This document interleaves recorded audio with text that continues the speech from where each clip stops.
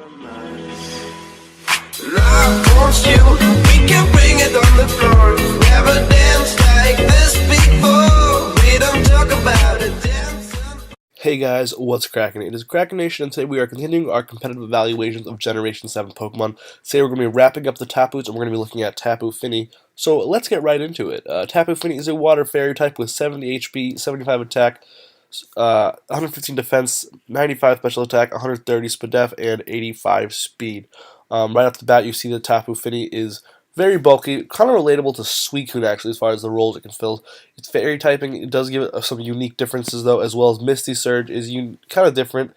However, it is also only Tapu that doesn't have a Misty, like a Surge terrain ability that is with its primary type. So everybody else is Grass, Electric, and Psychic, while this is only fairy typing. It is also arguably a good, probably, I'd say the worst ability of the three, potentially, probably with Tapu Koko, but it's not that good because it also limits Tapu Fini. It protects it, but also limits it, which is kind of interesting. We'll get into that. Tapu Fini, as you can see, is kind of fast. Not really. It's definitely not slow. Probably falls a little below average, but it isn't a Pokemon that could be considered slow in the meta nowadays by any stretch. 95 special attack means it isn't offensively dead weight and doesn't just give up pressure every time it comes in. But yeah, that is obviously a very good amount of natural bulk, and so we're going to get into just what sets that means that Tapu Fini is able to effectively run.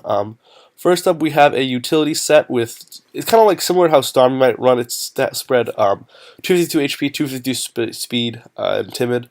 Leftovers gives it that passive recovery because it doesn't actually have any recovery of its own, which is kind of what's holding it back from being a good defensive Pokemon. Surf or Moonblast are both good options for Stab. Another option is Brine, actually, which is interesting because Brine synergizes well with Nature's Madness, which is kind of a fun fact, actually. Brine doesn't see a lot of competitive usage, but it can synergize really well with Nature's Madness to help nab KOs on a Pokemon that otherwise has a hard time dealing a lot of damage. One thing you're probably going to be surprised by is the lack of Scald. Why are you not running Scald? Now, that's because Misty Surge protects all grounded Pokemon from status, and while that does mean you aren't getting statused, you also aren't going to be able to get Scald burns most of the time unless the terrain wears off, which means that Tapu Fini isn't really able to make a lot of use of Scald, so generally the extra power of Surf or Brine is oftentimes a lot better. However, Defog and Taunt are both really cool moves that give it utility on a lot of teams, especially being a faster mon. It can outspeed a lot of slower mon. It's fast enough to outspeed slower defensive Pokemon, so Taunts can be really useful. And then Haze, obviously, is cool to stop setups. And Nature's Madness can really, it combos well with Brine, but also just hurts a lot of Pokemon such as Ferrothorn that you otherwise would have a really hard time hitting. Or like Celesteela, for example. Our next set is Bulky Calm Mind set. And it's not actually an adamant nature. I'm an idiot. It's supposed to actually be a modest nature. And this is just Calm Mind, Surf, Moonblast substitute. You do want to run Surf in this situation and not Scald or Brine because Surf is honestly just the most reliable stab move that it has at this point. Substitute lets you avoid damage at all possible because it just lets you set up Calm Minds efficiently. You guys know how that works, but Calm Mind is obviously the setup move here, and it's kind of like Bulk Up. It's very similar to Bulk Up Tapu Bulu, but that's arguably a better set because it does also have a lot more offensive presence as well as more healing opportunities with Leech Seed and Horn Leech. However, this does have arguably better, well, obviously better offensive coverage, so it does have that going for it, and so it does hit pretty hard with after a Calm Mind booster too with that special attack investment. So definitely a cool set. I think the utility set is honestly a little better, which is why I ran it as the first set to show you guys.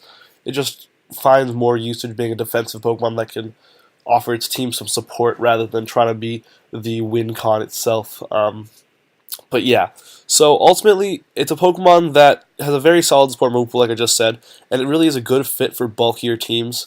Because especially with its Calm Mind set, if you want to run that, it's really a good fit on bulky balance teams that are looking for mons to help either break through stall or just be really good defensive pivots against bulkier teams. This is one that'll fit in quite well, but it's pretty much the most, like the worst Tapu by almost every like measurable way you can measure, like every way you can measure a Tapu, which is, it has pretty much the worst ability because it's an ability that actually hinders you yourself. It's clearly the worst one. It hinders not only you while helping you, and then it also just has like fairly poor stat distribution. Its stat line isn't that great, so definitely something that's kind of unfortunate.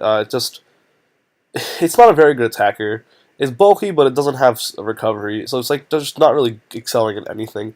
Finally, it does fill a decent bulky water type role. Like I just said, it can be underwhelming with its stat line because it just isn't invested right with the move pool that it has. Basically, what I'm saying is like it falls into that trap that a lot of Pokemon just end up having to become tanks that should have been walls. You know what I'm saying? Like it has the stats to be a wall and not the move pool to be a wall. Which is unfortunate to say the least. You can't really run a great rest set. I guess you can run like a cool Crow Fini set, I guess you would call it, like Crocoon. But I think Suicune probably does that set better, just with a better stat line, honestly, again. Yeah, I don't know.